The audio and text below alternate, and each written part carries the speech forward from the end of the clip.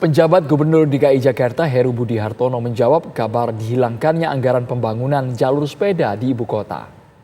Heru menegaskan pemirsa bahwa anggaran jalur sepeda tetap ada di tahun 2023. Namun program ini tengah dikaji dan dievaluasi kembali agar lebih efisien.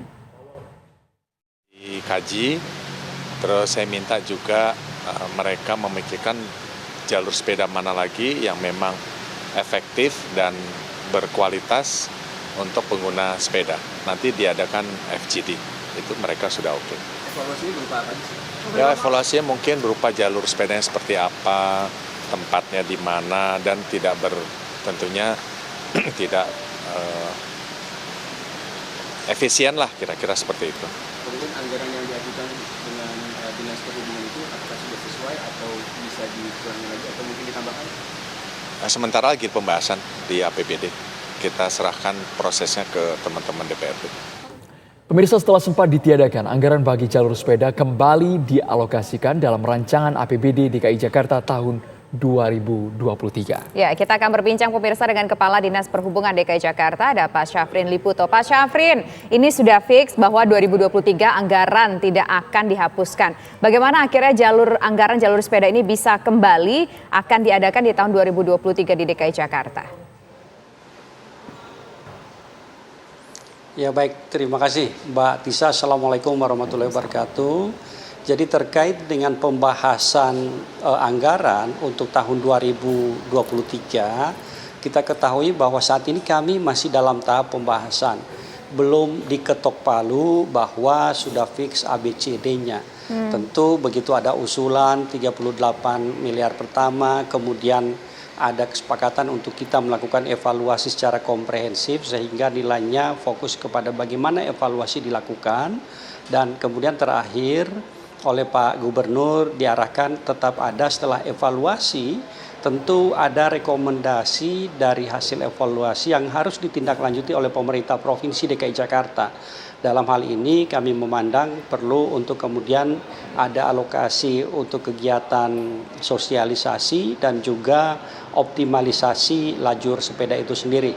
Sehingga total kebutuhan yang sudah dibahas kembali pada hari Rabu kemarin dengan Komisi B DPRD DKI Jakarta itu total masuk 7,5 miliar rupiah. Demikian Mbak Tisa. Pak Syafrin, kami ingin tahu alokasi 7,5 miliar rupiah ini Bapak menyebutkan tadi hanya untuk evaluasi dan juga sosialisasi. Apakah ada penambahan jalur baru, Pak? Baik, tentu dari 7,5 miliar rupiah ini itu kami bagi dalam 3 sub kegiatan.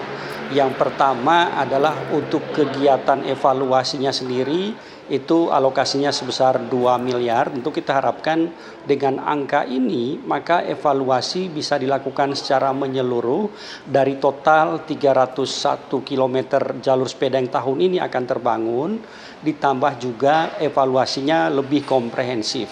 Yang kedua, tentu setelah dilakukan evaluasi akan ada rekomendasi. Ada rekomendasi yang sifatnya jangka mendesak, tentu itu akan kami tindak lanjuti pada tahun berjalan, artinya pada tahun 2023 pun akan dieksekusi. Bisa saja bagaimana terkait dengan sosialisasi atau kampanye penggunaan jalur sepeda kepada masyarakat, itu pasti menjadi salah satu yang harus juga kita tindak lanjuti based on hasil evaluasi. Yang kedua, tentu bagaimana kita bisa melakukan optimalisasi lajur. Bukan berarti bahwa pada tahun 2023 tidak ada penambahan panjang jalur sepeda. Karena bisa saja dari sisi hasil evaluasi untuk optimalisasi, tentu bisa saja jalur sepeda dikoneksikan dengan kawasan-kawasan lingkungan atau kawasan-kawasan hunian atau pusat-pusat kegiatan yang saat ini sudah dilintasi oleh jalur utama yang dimana di sana dibangun jalur sepeda. Tentu di dalam anggaran optimalisasi kami sudah siapkan lebih kurang 5 miliar yang kita harapkan hasil evaluasi rekomendasinya bisa langsung ditindaklanjuti oleh Pemprov DKI Jakarta. Demikian Mas Andro. Ya.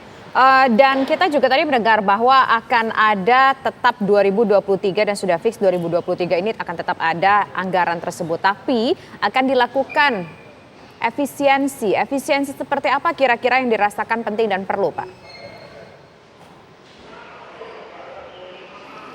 Tentu dari sisi penganggaran sudah masuk dan kami menunggu karena sekarang pun masih dalam pembahasan. Tentu dalam pembahasan ini tetap dinamis dan kita menunggu untuk ketok palu. Setelah itu bisa ditetapkan sebagai anggaran pendapatan peraturan daerah APBD 2023. Nah, tentu yang kami lakukan dari sisi optimalisasi Mbak Tisa adalah bagaimana seluruh jaringan jalur sepeda yang sudah terbangun ini efektif dari sisi pemanfaatannya bagi pesepeda. Bagaimana karakteristik lalu lintas di jalur-jalur sepeda yang ada sehingga aspek keselamatan, keamanan, dan kenyamanan tidak hanya bagi para pesepeda tetapi juga bagi para pengguna jalan lainnya itu diutamakan. Ini tentu menjadi beberapa indikator yang nantinya akan masuk dalam tataran evaluasi jalur sepeda yang komprehensif tadi. Pak Syafrin, kemarin kan sempat ramai Pak di Komisi B DPRD yang menyatakan jalur sepeda sekarang tidak optimal. Bahkan hanya digunakan tempat parkir, tempat tukang kopi Starling. Kalau Dinas Perhubungan melihatnya bagaimana Pak? Baik, tentu yang pertama adalah bahwa pembangunan jalur sepeda itu memperhatikan terjadinya peningkatan pengguna sepeda di Jakarta. Pada awalnya pada awal 2019 kita pahami sebelum ada jalur sepeda rata-rata pengguna sepeda yang melintas di kawasan Duku Atas misalnya itu rata-rata hanya 47 pesepeda per hari. Dan kemarin kami melakukan counting secara rutin bahkan sempat menyentuh 4.000-an pesepeda per hari.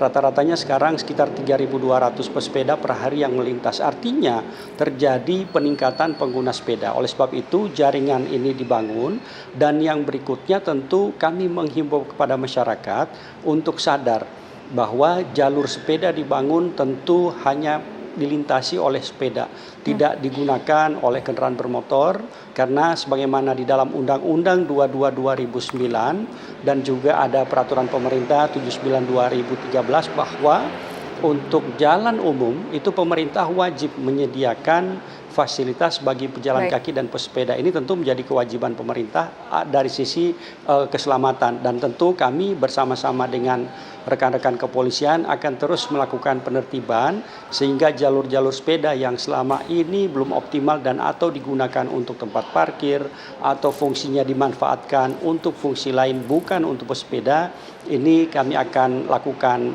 sosialisasi, tentu tindakannya lebih kepada bagaimana tindakan kami di lapangan lebih humanis dan persuasif. Demikian Mbak Tisa. Baik, terima kasih Pak Syafrin Liputo atas waktunya sudah bersedia berbincang bersama kami di program Kabar Petang. Selamat petang Pak Syafrin.